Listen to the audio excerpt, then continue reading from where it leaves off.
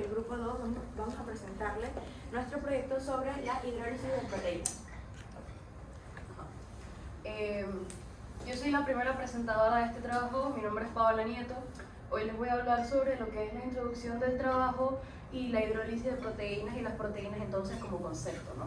Como introducción entonces tenemos, bueno, la hidrólisis de proteínas es un proceso complejo, bueno, no tan complejo en verdad, pero es muy importante para nuestra industria porque nos permite entonces convertir moléculas como las proteínas entonces en...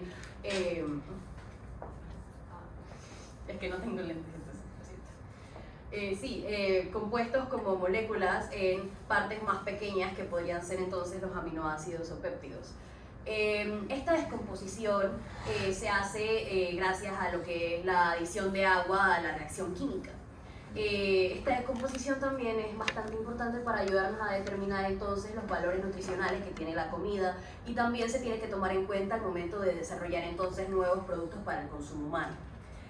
Como dije, vamos a hablar en general en nuestro trabajo sobre las proteínas, el concepto de proteínas, su composición y algunas funciones que tienen las mismas. Vamos a hablar sobre la hidrólisis, los diferentes tipos de hidrólisis que se usan principalmente en nuestra industria y cómo estas entonces ayudan o nos ayudan a nosotros, o qué utilidades podemos darles como ingenieros en alimentos y por último punto, los beneficios que esta nos da o que nos da trabajar entonces.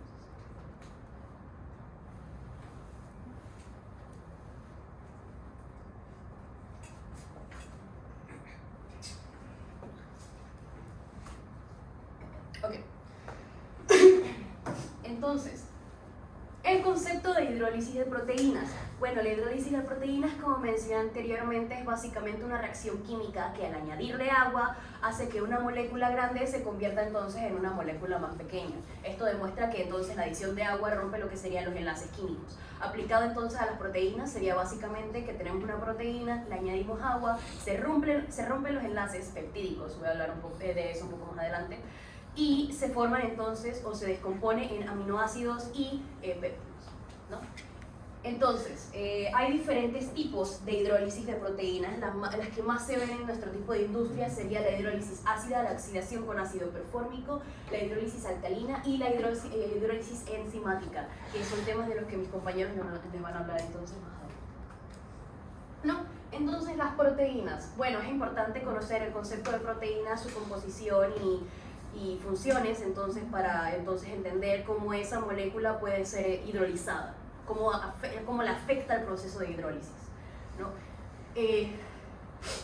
siento, estoy resfriada. Las proteínas básicamente tienen muchos tipos de funciones y estas funciones dependen exclusivamente de cómo están compuestas.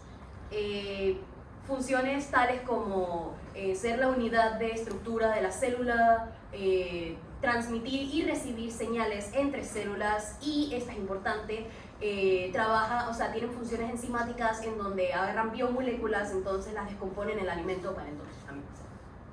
Y bueno, ya si hablamos un poco más de su composición, las proteínas están conformadas por lo que sería una cadena de aminoácidos. Esta se llama cadena polipeptídica.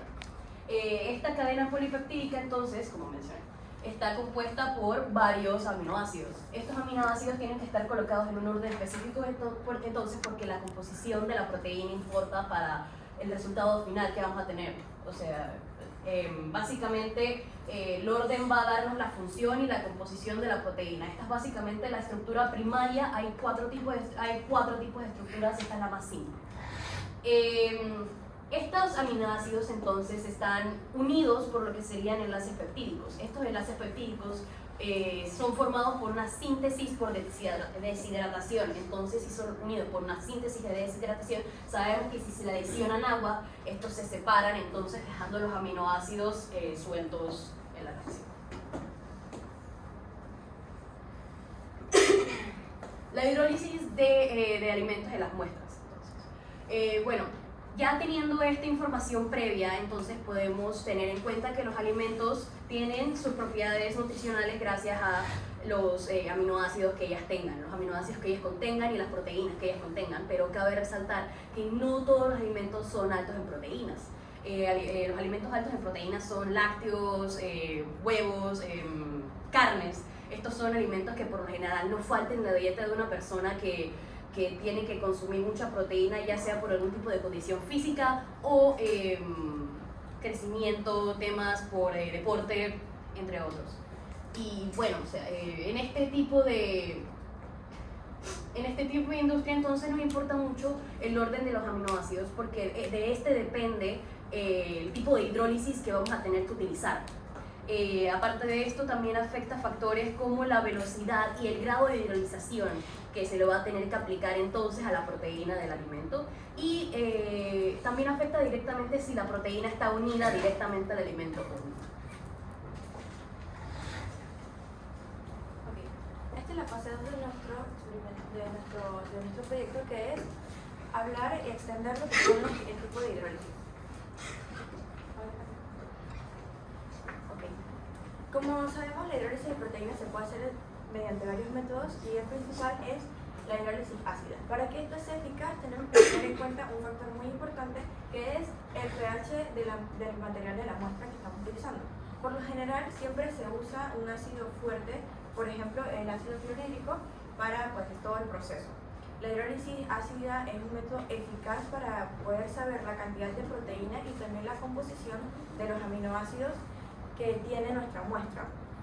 Sin embargo, ella pues, es capaz de destruir ciertos aminoácidos como lo son el triptófano y también la cisteína. Pero hay una solución para ello, y es la oxidación con ácido perfórmico. Este es un paso esencial en el análisis, específicamente para estos tipos de aminoácidos que mencioné antes, la metionina y la cisteína, porque metionina, cisteína y la cistina. Esos tres aminoácidos contienen azufre que van a cambiar durante el proceso con pues, cambios notables que son detectables ante lo que estamos estudiando. Entonces, ¿cómo es el principio de esta reacción? Es cuando el ácido perfórmico, que esta es la molécula, es HCOOH, toma todo el grupo sulfhidrilo de la cisteína, que es menos SH, y lo transforma a ácido cisteico. Y entonces, cuando hablamos de la metionina, toma el grupo metil, que es menos CH3, y lo convierte en ácido sulfumetil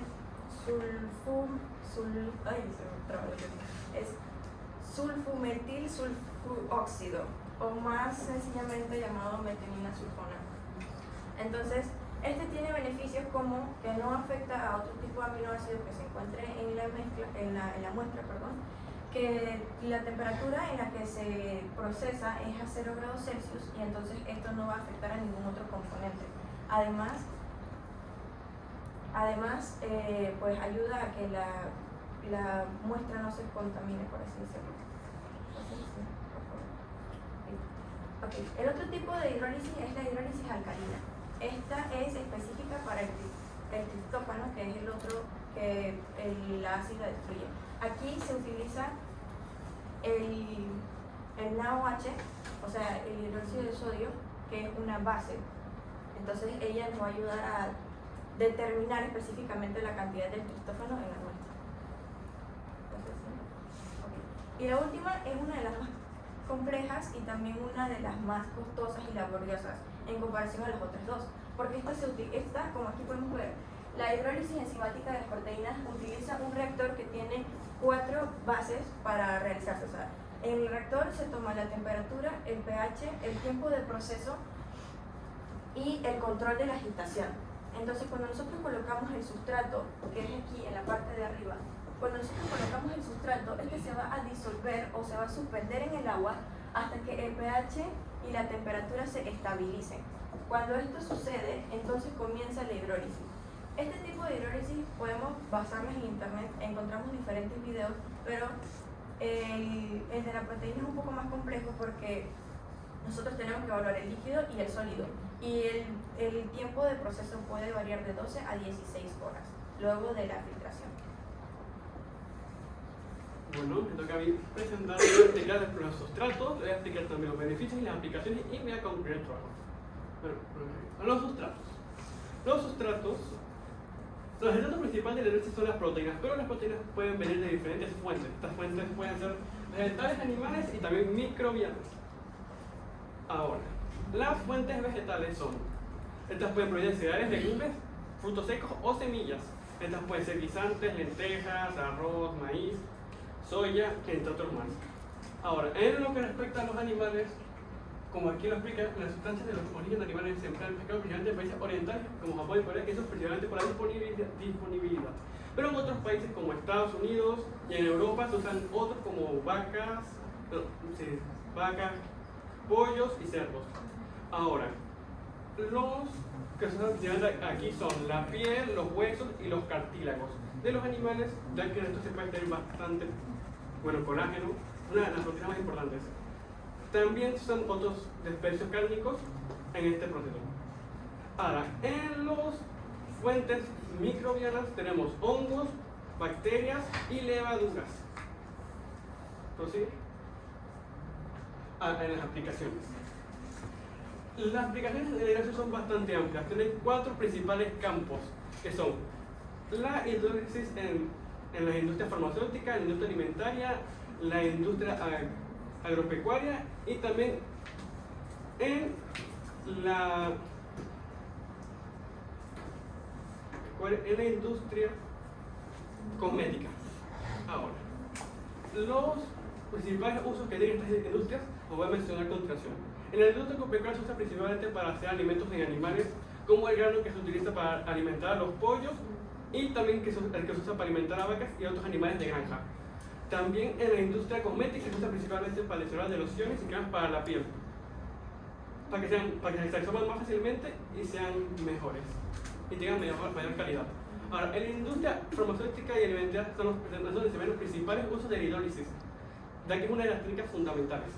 En la industria alimentaria se utiliza para agarrar proteínas más grandes y volverlas más simples, como mencionaron mis compañeros. Esto permite una mayor eficiencia y velocidad en la absorción de proteínas, y esto se usa como fuente para muchos tipos de productos, como las proteínas que usan los fisiculturistas y varios productos que se usan en la industria del deporte, ya que mejoran el rendimiento y también aumentan la velocidad de reparación de músculos.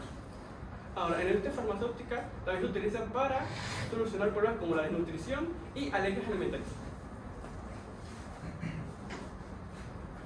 Los beneficios de alimentos hidrolizados. Los alimentos hidrolizados tienden a ser más fácilmente digeribles y su proceso de digerir es más fácil y eficiente. Por eso se utiliza en fórmulas para bebés y otros tipos de alimentos que necesitan alto cuidado. Ahora, también la hidrólisis se utiliza para mejorar la textura y sabor de los alimentos. Un ejemplo de esto sería la gelatina. En la gelatina se usa una hidrólisis parcial del colágeno para darle su tan característica textura. Ahora, también la hidrólisis en los alimentos hidrolizados, uno de los beneficios sería que aumenta la cantidad de proteínas que uno puede absorber. Son más simples. Siguiente. Conclusión. La hidrólisis como técnica fundamental para la industria alimenticia sirve de base para la innovación en muchas cosas y productos que se desarrollan actualmente en la industria alimentaria. También es una técnica fundamental que nos permite descomponer moléculas proteínas complejas en proteínas más simples. Muchas gracias. Preguntas.